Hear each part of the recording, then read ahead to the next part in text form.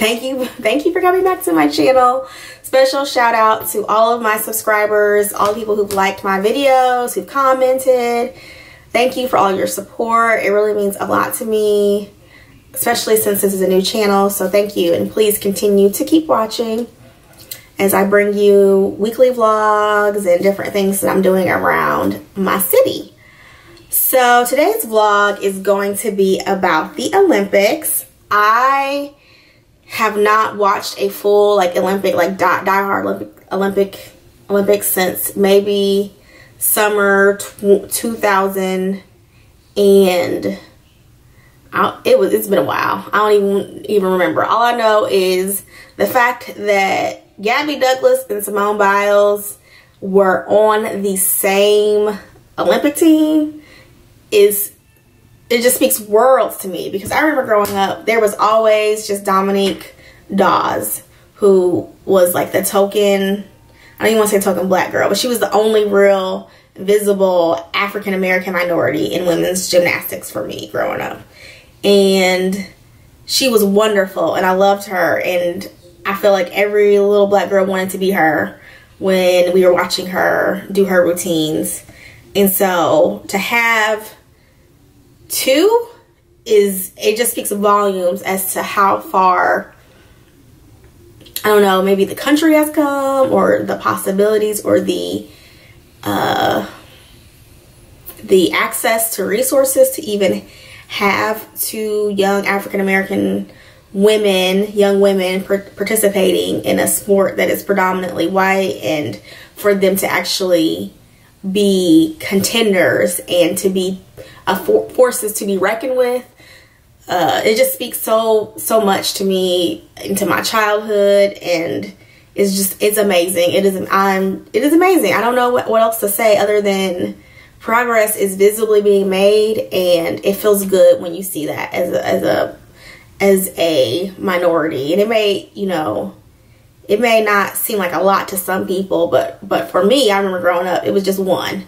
And, I always felt like, oh, she's all by herself. Like, why is she all by herself? And, that always says something to, the person who's watching. If you're that same ethnicity, it always says something. So props for that. And then props, and the other thing that really spoke to me in my childhood is the fact that Simone Manuel, being the first African-American woman to medal individually in a swimming competition, and I know that black people can swim, but the fact that not too long ago, I would get her to say less than 30-40 years ago, black people couldn't even swim in the same swimming pool as white people.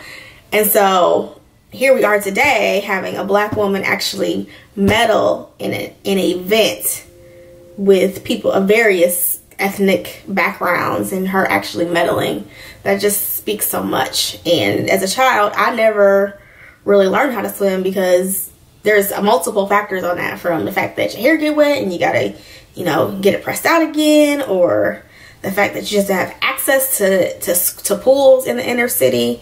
And then you have to have access to people who are willing to teach you how to swim, and then access for the money to pay for those lessons. And so the fact that I saw that, and the history's been made, the foundation's already been laid, it's wonderful, because in the next Olympics, we could have two African-American swimmers who medal gold or silver next year. Who knows what Simone Manuel may have inspired in this coming up generation, for them to start training for the Olympics in 2020. We don't know. We do not know, because it is very impactful for people to see themselves, or people like themselves, participating in sports that they may have never thought about participating in.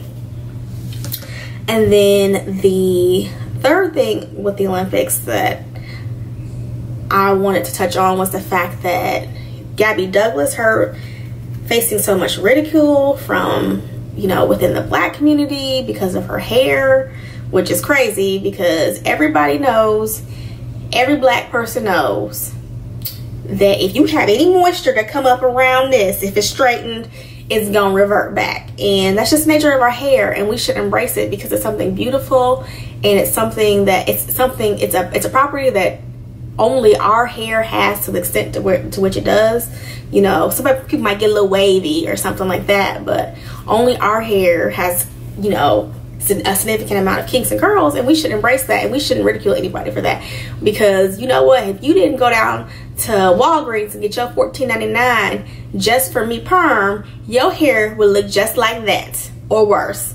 And so I would like to just say, black people, we gotta do better at not ridiculing our own people on stuff that doesn't need to be ridiculed. There's plenty of stuff that we need to be calling the black community out on, but definitely not Gabby Douglas's hairline. That's something that does not need to be touched.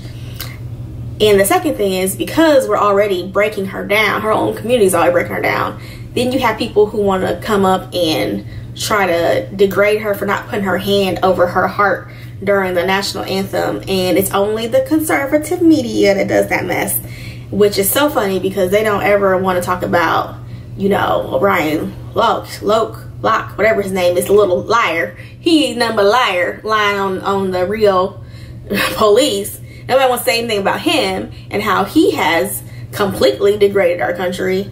But, you know, Gabby Douglas not putting her hand over her. Oh my goodness, clutches pearls, dies, rolls over in casket, grandma rolling over in her casket. No, she has dedicated so much of her time and energy to represent our country, and we get mad over a hand over her, and she just won a gold medal for the country by Felicia, Sam, Bobby, John, Jimmy, Jack, Sarah, Lucy, whoever who has something to say. Like, you need to go to Rio, go to the Olympic Village and take all the seats, because it's ridiculous. But then when Ryan comes along and wants to lie on the police, you don't have nothing to say. Nothing. Which to me is just ridiculous, because this fool that set up here and degraded our country, then lied, you know, and then bounced and left his other teammates out in the wind.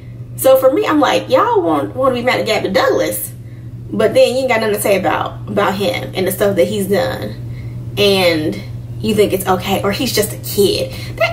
He's a grown man. He's a grown man. He's grown. He's forever grown. He ain't gonna never be a kid. Gabby Douglas only 20 years old.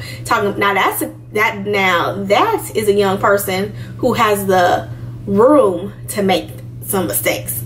But Ryan, you been grown. You not living with your mama. You done with school. You've been grown. And so the mistakes that he's making should, and it has affected him tremendously, because he's got some endorsements pulled, and it should be pulled. And at his age, no, you don't get no pass. Gabby Douglas hand on the heart. So I might not put my hand on my heart during the national anthem. Excuse me. I love America just like everybody else do, but that doesn't mean that I don't. It just means that maybe she forgot it, was caught up in the moment. Maybe she was emotionally pulled into the, mesmerized by the flag raising up. We don't know. But just leave that girl alone. Leave it alone. I don't know.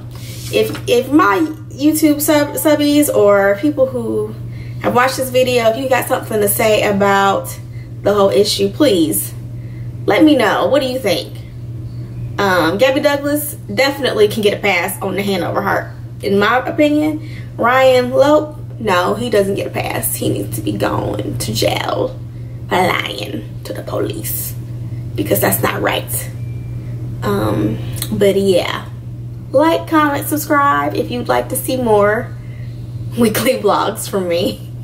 Sorry, I got off on a rant. You guys have a good day. Bye.